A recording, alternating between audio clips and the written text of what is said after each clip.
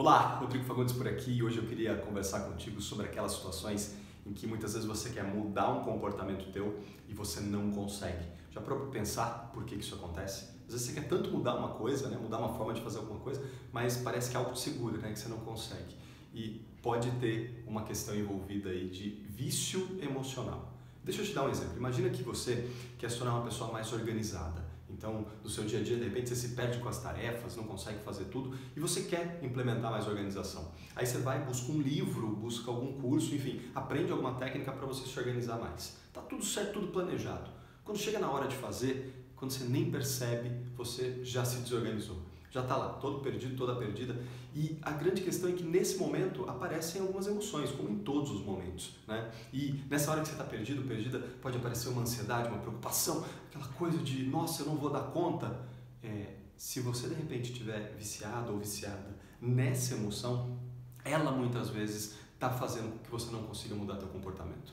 Porque veja, você tem um lado consciente, que é o lado que diz, eu quero mudar isso, mas existe um lado inconsciente que não está preocupado com o que você quer ou você não quer. É um lado que cuida do que você precisa.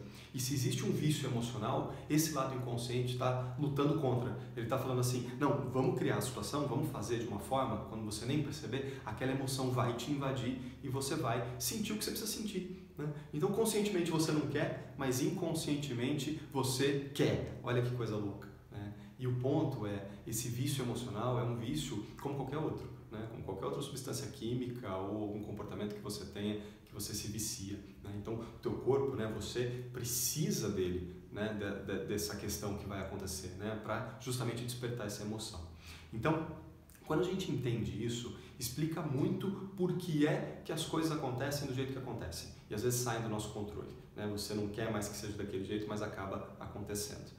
E aí, de repente, você pode falar assim, ok, como é que eu sei que eu realmente estou viciado numa emoção? Porque o primeiro passo é esse, é saber.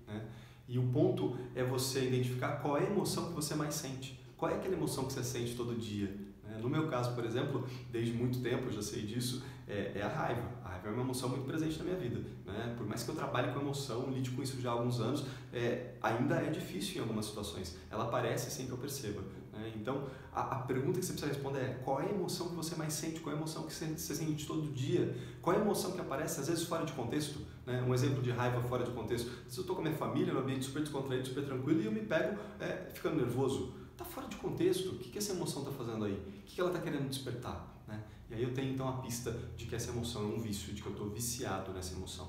E o primeiro passo é esse, é entender que você está viciado ou viciada na emoção. Porque aí você pode lidar com essa emoção de uma forma diferente. E qual é esse jeito diferente? Essa é a grande pergunta, Como é que eu lido uma vez que eu sei que é um vício? O que eu faço com isso?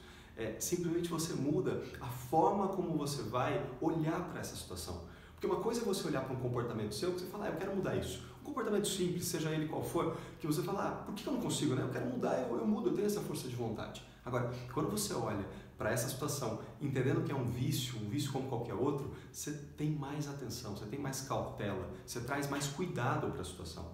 Porque aí você junta dois ingredientes. Um deles é a vontade de alterar esse teu comportamento, vontade de mudar, e o segundo é atenção aos detalhes. Atenção ao que está envolvido ali. Uma vez que você junta a sua vontade com a sua atenção, você identifica o caminho. Mas você não fica mais se cobrando de falar, não, eu preciso mudar isso do dia para a noite. Porque um vício, nem sempre você consegue mudar do dia para a noite. Precisa de mais material, precisa de mais base. E aí você vai aprofundando nessa tua história emocional, nessa situação, para identificar quais são os elementos que vão te ajudar a mudar. Quais são as perdas que você vai ter ao mudar, quais são os ganhos que você vai ter ao mudar. Você vai estruturando isso de uma forma que vai caminhando no caminho, vai caminhando na direção que você realmente quer. Agora, enquanto você olha como uma coisa trivial que você muda de uma hora para outra, você fica talvez a vida inteira tentando fazer essa mudança e não consegue.